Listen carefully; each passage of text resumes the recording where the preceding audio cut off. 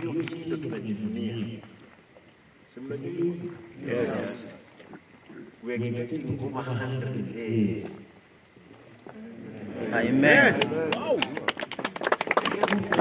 There will be no reason for complaining. Unakuwa stressed. Najua kwamba box yake imechomeka, nguo zimechomeka. Don't worry, we'll take care of that.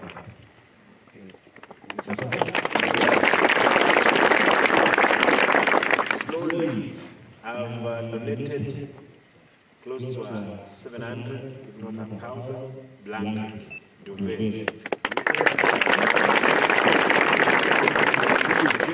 Lakini sikupe duvet ya kulala mpaka usahau wakati utaenda nao nyumbani uende kulalia huko ngoje mtihani. Kwa hivyo kwa sasa utafanya nini? Utafanya revision kufika Monday. Mmefanya ya kutosha, walikuwa wamefanya kazi nzuri. You know this is the only school kila mtu anajivunia. Mshaisikia kisi shule imechomeka? Hapana. Kwa sababu wanajiamini. Watu ambao wanajiamini hawawezi sikia incident of discipline. Hawawezi sikia incident of discipline ama chochote kibaya, kwa sababu kila mtu is concentrated kwa mambo ya masomo.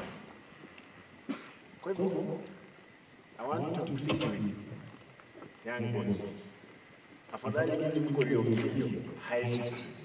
Wengine hata tulini primary gani kilienda secondary, lakini unaona sisi hapana. Wengine wajumbe MC hapa. Nyinyi mko na future nzuri. Na hata kama masomo yengi na umeona kwamba imefika mwisho, hiyo sio mwisho wa dunia. We have many other alternatives to make sure life you have made it in life. Kwa sababu young boys want to be sure kesho inawezekana tuone mchana ndio tuongee. I hope hakuna mtu anakuwa stress. Ile stress iko kidogo ya mtihani ambao lazima muimalize next week. Kama babu? Yes. Can you promise me that? Yes. Mko na watoto? Yes. Nimeleta blanketi hapo, kwa hivyo hakuna mambo ya blanketi ilichomeka. Iko. Uniform hiyo mmevalia. Wazazi najua kesho watakuja. Ile nguo wataleta utakuwa unabadilisha. Tuhitaji sio uniform inafanya mtihani. Mnajua hiyo? Yes. If we were to ask,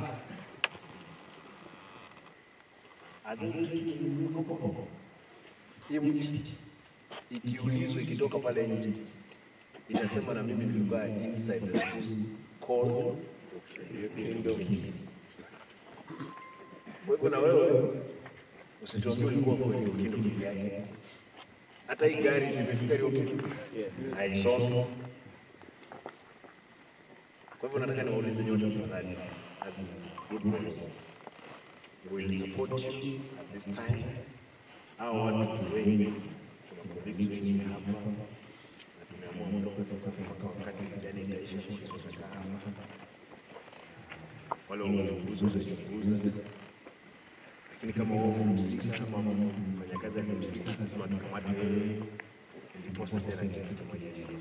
Let us hope kwamba sio mtahusika. Na walimu nataka nishukuru. Najua kwamba mnafanya kazi nzuri walimu. Na kama umefanya makosa, especially wale ambao wanatamba na cameras, kwa sababu kuna uchunguzi. Anybody who tamba na camera, wewe jua kwamba biashara yako imeanza kuanguka. Because the big boy was watching what you are doing.